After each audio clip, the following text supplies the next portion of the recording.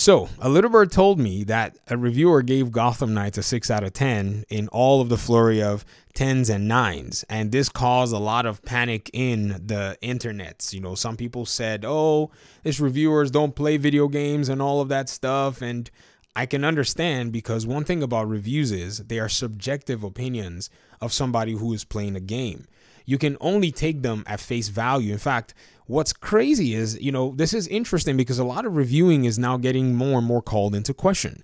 And I think that's exactly what needs to happen. Reviews always have to be seen as subjective, because believe it or not, if God of War Ragnarok gets a 10 out of 10 from every reviewer, there's still many people who will still tell you that they don't like a game like this.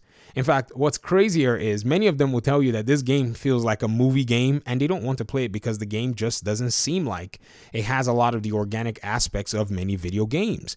And I think this is definitely something that, you know, we all as, you know, gamers have to take into perspective. For some, they like games like this. Some people like a game with a story. They like a game where there's wonderful music and all of those cinematic aspects to the game. And that's good.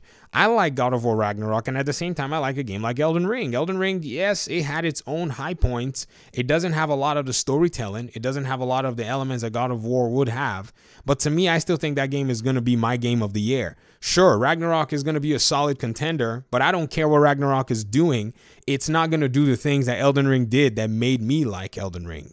So that is my subjective opinion. Even on my channel here, some of you are, you know, my audience members, and you tell me you don't like Elden Ring, and I understand.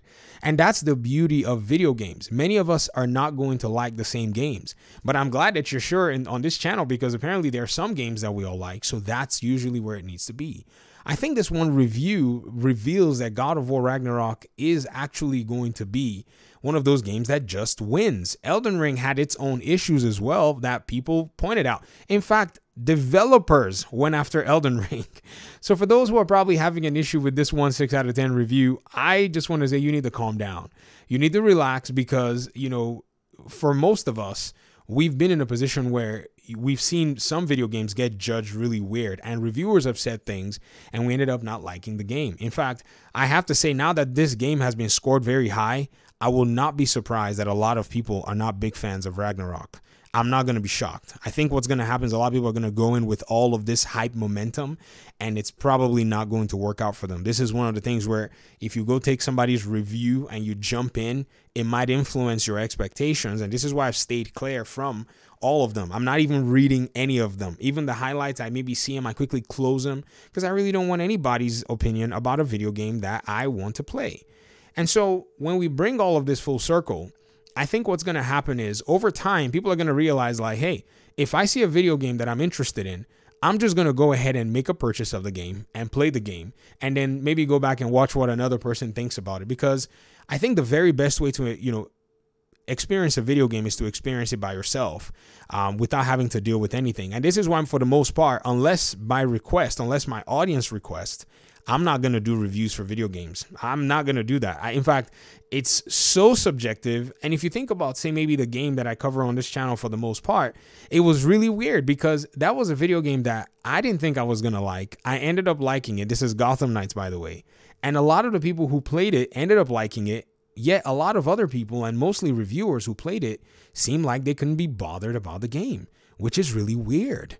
But again, this shows a subjective nature of video games. And some have even accused people who like games like Gotham Knights, or maybe even games like Avengers, that they have low taste, that they don't have, you know, that they have low expectations or something like that. In fact, another reviewer said, well, you know, for some people who were probably hungry for a Batman game, you know, a game like Gotham Knights was probably going to be fine.